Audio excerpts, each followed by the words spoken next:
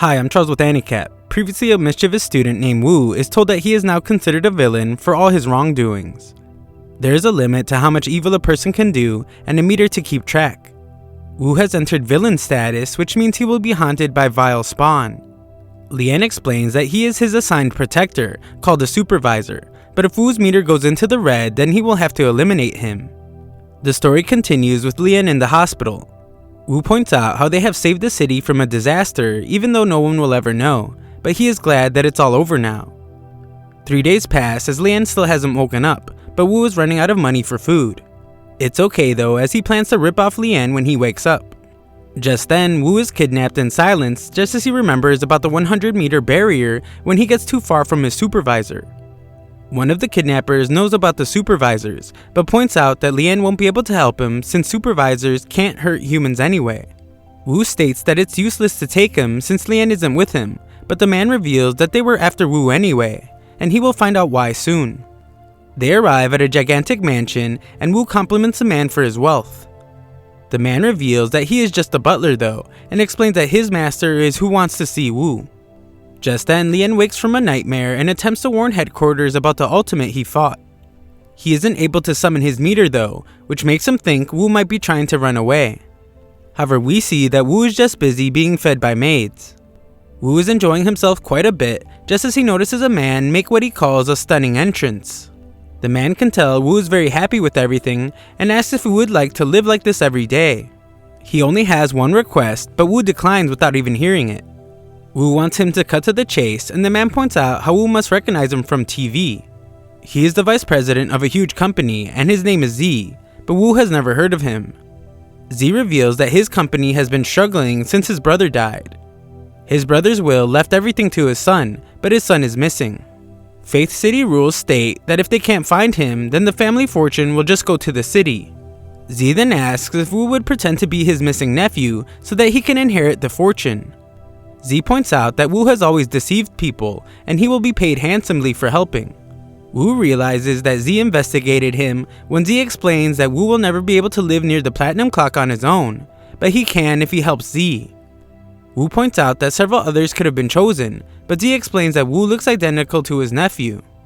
Wu then declines. He states that it's tempting, but he doesn't like being investigated, and likes even less how Z used his dream as a bargaining chip. Z orders his maids to kill him as they reveal that they are also mercenaries. Wu lies about being a martial artist and runs away as soon as he gets the chance. Just when it seems like Wu is in trouble, Lian appears to save him. Lian explains that he tracked down the smell of lies to get there, and asks for his meter. Wu explains that it was destroyed while being used as a diversion, and realizes that is why the 100-meter limit has been lifted. Lian is furious about the meter since his task records are now gone.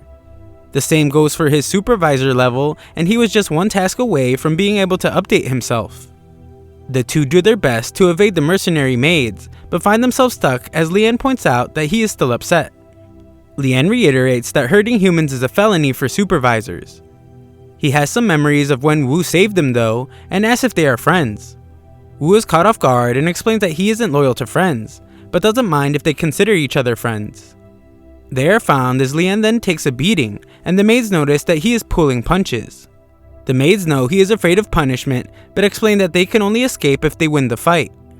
Wu must then jump in to stop Lian from attacking, as he explains that the maids were just trying to antagonize him.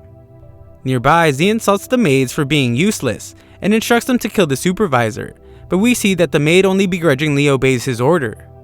Elsewhere in a desert, a man has read a message explaining that Lian violated the rules. He lost his survey meter and hurt humans.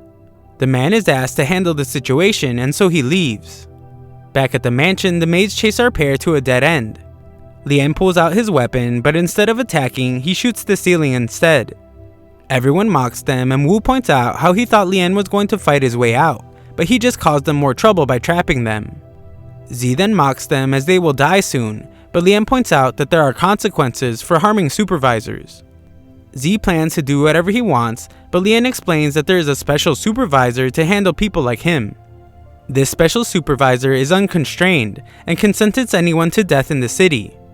Z isn't worried at all, but Liam warns that this person is the legendary supervisor number 11, nicknamed Ruthless Evan.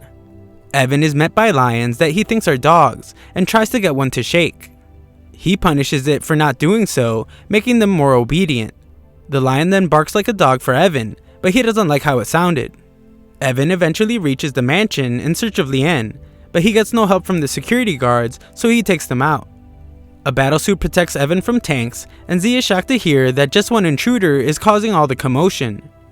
Lian reveals how terrified he is. Wu thought Evan was coming to rescue them, but Lian explains that he was just bluffing. Evan coming means they are in big trouble, so they have to break out. Wu is prepared to risk his life, but shocked to see Lian simply ask for a truce. He warns the maids that their boss will be sent out of the city, and they too will be exiled. Lian warns them to run and explains that he cares because he sympathizes with them. The leader of the maids, named Aluba, is glad to hear them be treated like humans, and gives them a business card. She offers them their service, but Wu points out that they can't afford them, and they all leave. The maids enter Z's room as he wonders if they eliminated Wu and Lian, but they just state that they're quitting. Z furiously points out that he is their boss, but Aluba reminds him that they actually work for his brother. His brother was the one that actually took them in and gave them back their dignity. Z threatens to sue but just gets punched. He insults his own brother, but Aluba warns him to never do so again. The butler explains that no one is helping him because they all agree. If his brother was still alive, then none of this would be happening. The butler has been serving his family for 3 decades and tests Z to see if he knows his name, but Z doesn't.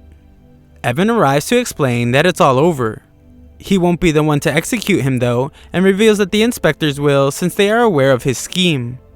Lian and Wu watch the inspectors erase everyone's memories, but Lian is uncomfortable. Wu points out that they are colleagues of his, but Lian reveals that he hates inspectors. They are higher-ups that protect the city obsessively, but they have no emotions. They are spotted, but Lian is unidentifiable, and Wu is about to have his memory wiped. Evan stops the inspector just in time, but is furious at Lian for fighting humans and losing his meter. Wu stops the punishment though to explain that there was just a misunderstanding. He explains that an ultimate broke the meter, and Lian was just trying to protect him as his villain. Evan accepts this explanation, but Lian points out how he was already beaten up. Headquarters explains that Lian can only return to being a supervisor after being watched over for some time, and Lian is shocked to hear that Evan will be his overseer. Wu must wait till Lian is reinstated before he can have his villain status removed, and will have to stick with them for protection against the vile spawn. Evan then takes them to his next assignment, where he goes to correct the behavior of a group of villains. Wu points out how Lian was correcting his behavior by having him apologize, but Evan is doing it by beating them up. Lian explains that supervisors do things differently, and Evan believes that violence must be met with violence.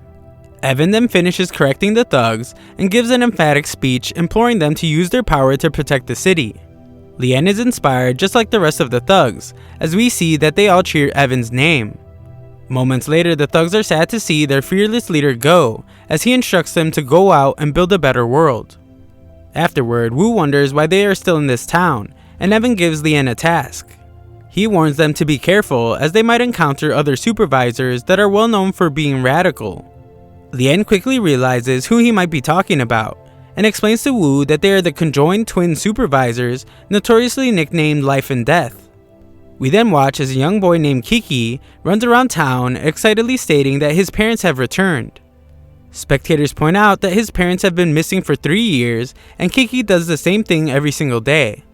Kiki sits by himself as he explains that he was told that a lie will come true if it is repeated several times. Kiki is furious that his wish for his parents to come back hasn't come true, just as our trio appears. Lian explains that Kiki has lied too much and the system has marked him as a villain. We then see the past as Kiki's parents were both surgeons and left one night to go do emergency surgery. They said they would come back soon to make him some crepes, but they never did. Kiki would soon be bullied relentlessly for being an orphan. A bully once told him that lying about his parents being back might actually make it come true, so that is when he started lying. Kiki's caretaker has Kiki's new friends stay for dinner, as Wu cooks for everyone, and she explains that Kiki became very rebellious after his parents went missing. Elsewhere, a man explains that he didn't know that the couple had a kid. A pair of supervisors explain that they will handle the situation and eliminate anyone that gets in their way. At the hospital, Lian determines that he must find Kiki's parents in order to correct his behavior. Kiki thanks them for helping, and Lian wants Evan's opinion on Wu. Evan points out that Wu isn't a typical villain, which Lian agrees with, and explains that Kiki isn't bad either. Inside, it is explained that the hospital director is too busy to meet with anyone, so the two supervisors decide to sneak in to speak with him. Wu and Kiki go elsewhere and run into a janitor that recognizes Kiki from when he was 5 years old. His name is Lee, and he directs them to his office as Kiki's parents left something there. Elsewhere, Lian is shocked to see a girl named Yuri, and she leaves in search of her task. She shocks Lian more though when she reveals that her task is the hospital director.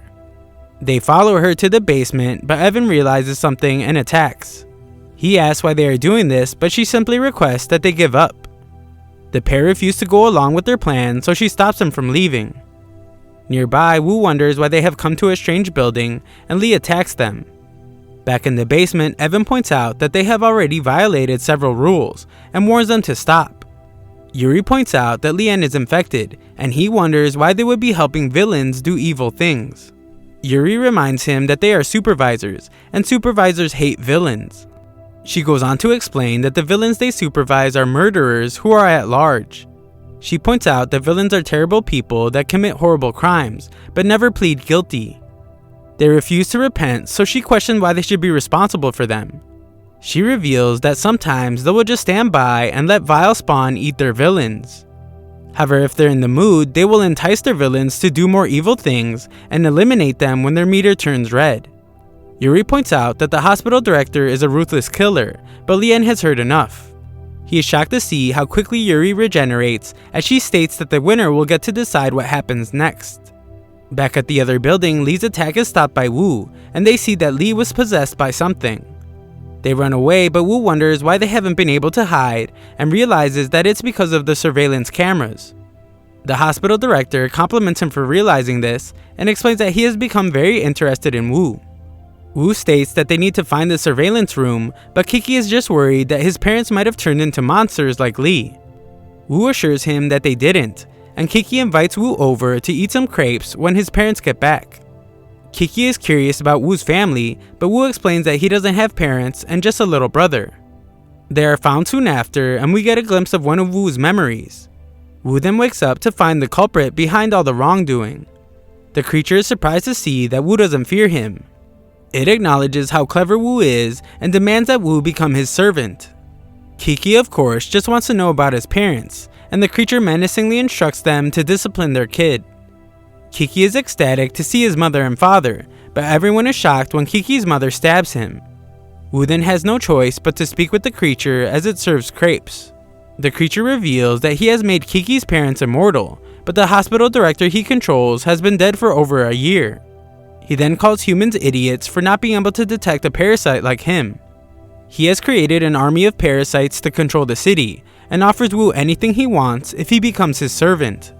The creature points out how Wu has a distinctive smell that he likes, but Wu attacks him. Wu points out that the creature has a distinctive smell as well, but it makes him sick. Thanks for watching part 2, 3,000 likes and I'll know you want a part 3.